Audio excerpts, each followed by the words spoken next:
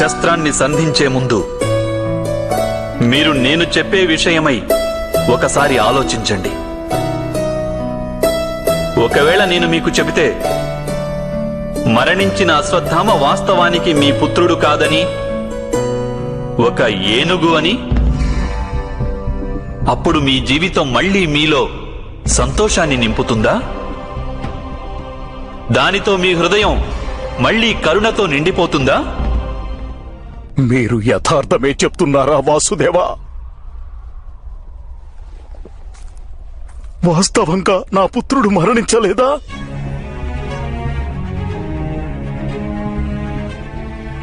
మీ పుత్రుడు ఈరోజు మరణించకున్నా రేపు మరణిస్తాడు. విశ్వంలో ఎవరు అమరులై ఉంటారు గురుద్రోణ? కానీ వాస్తవమైన ప్రశ్న ఏమిటంటే, మీ జీవితంలోని సుఖం దుఃఖం, ఆశ నిరాశ, జ్ఞానం అజ్ఞానం, మీ సర్వస్వం మీ పుత్రునితోనే ముడిపడి ఉన్నాయా? ఇక మీ జీవితానికి వేరొక లక్ష్యమే లేదా? మీలోని సకల శక్తులు, సమస్త జ్ఞానము కేవలం మీ పుత్రుని కోసమేనా? అవును, నా కారణంగా వాడు ఈ లోకంలోనికొచ్చాడు. వాడు నాకు సుఖాన్ని, ప్రేమని, గౌరవాన్ని ఇచ్చాడు. నాకు నా జీవితంలో వారిని మించినది ఇంకేదీ లేదు, ఏదీ లేదు. ప్రతి తండ్రికి తన పుత్రునిపై ఇంతటి ప్రేమ ఉండదా? అయితే ఆలోచించండి గురుద్రోణ. ఏ పుత్రుడినైతే మీరు ఇంతగా అభిమానిస్తున్నారో వానికి వాస్తవంగా మీరేమిచ్చారు? సంపదలిచ్చాను, సుఖాన్నిచ్చాను, రాజ్యాన్నిచ్చాను. సంస్కారాన్నిచ్చారా? విద్యనిచ్చారా? ధర్మం గురించిన జ్ఞానాన్నిచ్చారా? ఏ రక్షణ లేకుండా జీవించగలిగే విధంగా వానికి మీరు ఏమీ ఇవ్వలేదు గురుదేవా.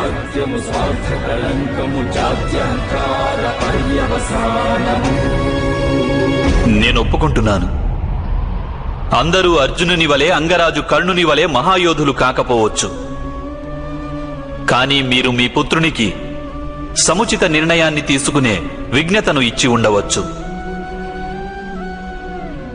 ఒకవేళ మీరలా చేసి ఉంటే ఈరోజు మీ పుత్రుడు ధర్మానికి శత్రువు అయ్యేవాడు కాదు. అలాగే మీరు అధర్మం పక్షాన చేరి యుద్ధం చేయవలసి వచ్చేది కాదు. నా పుత్రుడు అశ్వత్థామకు సర్వ సుఖాలను ఇవ్వాలనుకున్నాను వాసుదేవా. నా పుత్రుడు అశ్వత్థామ పట్ల నా మనస్సులో ప్రేమయే కాదు. ప్రేమ అనేది ఔన్నత్యాన్నిస్తుంది, ఉచితానుచిత జ్ఞానాన్నిస్తుంది గురుదేవా. ప్రేమే ఉంటే మీరిలా అధర్మానికి బందీలు కారు. అలాగే మీ పుత్రుడు కూడా అధర్మానికి దూరంగా ఉండేవాడు. వాస్తవానికి ఇది ప్రేమ కాదు, మీ మనసులోని మోహం. ప్రేమకు మోహానికి మధ్య ఉన్న భేదమేమిటని అసలు మీరు ఎప్పుడైనా ఆలోచించారా?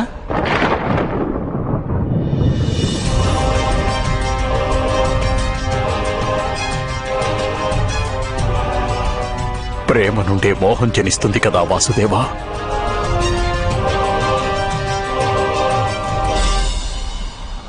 కాదు,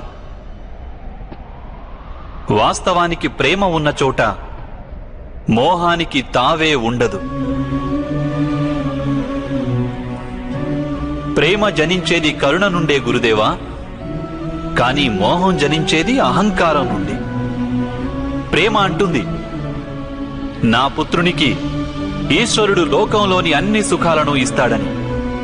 కానీ మోహం అంటుంది, నేను నా పుత్రునికి లోకంలోని అన్ని సుఖాలను ఇస్తాను అని. ప్రేమ అంటుంది, నా పుత్రుడంటే నాకెంతో గర్వమని. మోహం అంటుంది, నా పుత్రుడు నన్ను చూసి గర్వపడాలి అని. ప్రేమ ముక్తినిస్తుంది గురుదేవా, మోహం బంధిస్తుంది. ప్రేమ ధర్మం గురుదేవా, కానీ మోహం అధర్మం.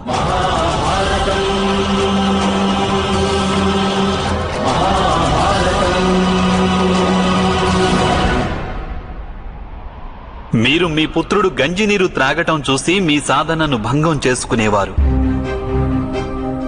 దానికి మారుగా మీరు మీ పుత్రునికి గంజినీటితో సంతృప్తి చెందే శిక్షణనిచ్చున్నట్లయితే మీ సాధనను భంగం చేసుకునేందుకు మారుగా వానికి శ్రమించి ఏదైనా సంపాదించే శిక్షణనిచ్చి ఉంటే నిజానికి ఈరోజు మీ పరిస్థితి భిన్నంగా ఉండేది కాదంటారా? మీ పుత్రుని భవిష్యత్తును ఉజ్వలంగా రూపొందించే ప్రయత్నంలో మీరు వాని చరిత్రను ఉజ్వలంగా రూపొందించడం విస్మరించారు. మీ మోహం కారణంగా వాని జీవితంలో ధర్మం నశించింది. లోభం, భయం, దురాశల శిక్షణనిచ్చారు మీరు మీ పుత్రునికి.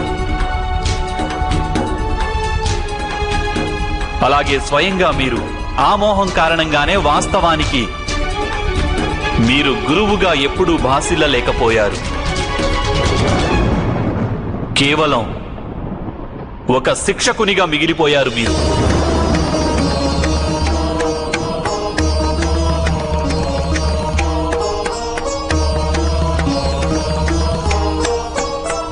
నా గురించి అలా ఎందుకంటున్నారు వాసుదేవా? నేను మొదటి నుండి నా జీవితంలో నా శిష్యులందరికీ సంపూర్ణ నిష్ఠతో ఉత్తములుగా తీర్చిదిద్దే ప్రయత్నం చేశాను. గురువు అనేవాడు ఎప్పుడూ విద్యను దానంగా ఇస్తాడు. విద్యను ఒక వ్యాపారంగా చేయడు. కనుకనే గురువులు తమ శిష్యుల నుండి దక్షిణ ఆశిస్తుంటారు, మూల్యాన్ని కాదు. కానీ మీరు మీ అమూల్యమైన జ్ఞానానికి మూల్యాన్ని నిర్ణయించారు.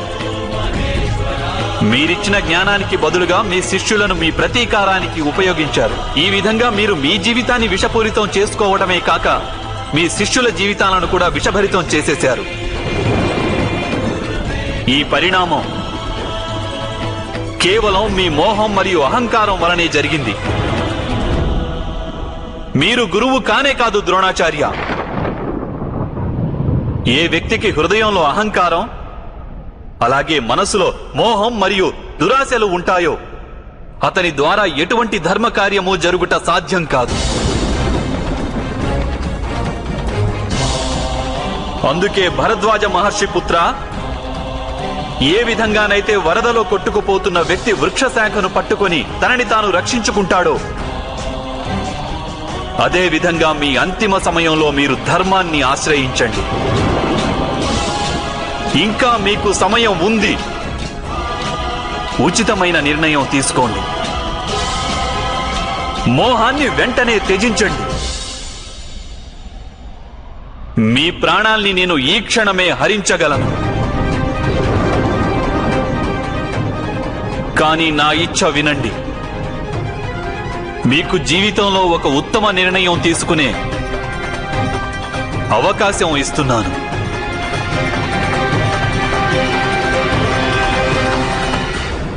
యథార్థమే చెప్పారు మీరు. నా పుత్రుడు అశ్వత్థామకు శిక్ష లభించడానికి కారణం పూర్తిగా నేనే.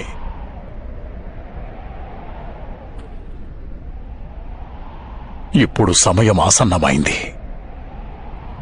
ఇప్పుడు నాకు కూడా శిక్ష లభించాలి.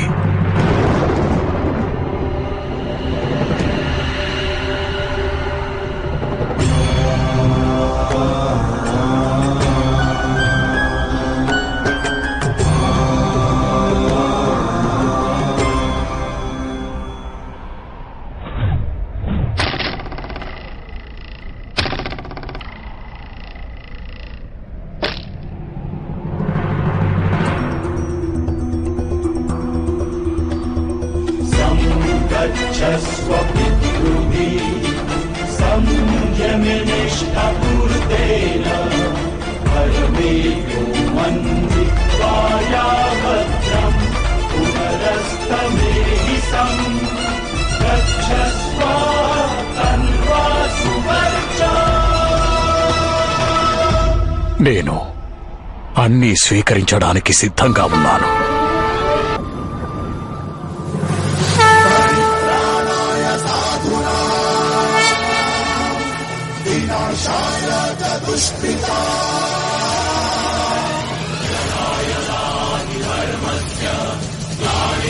भवति भारत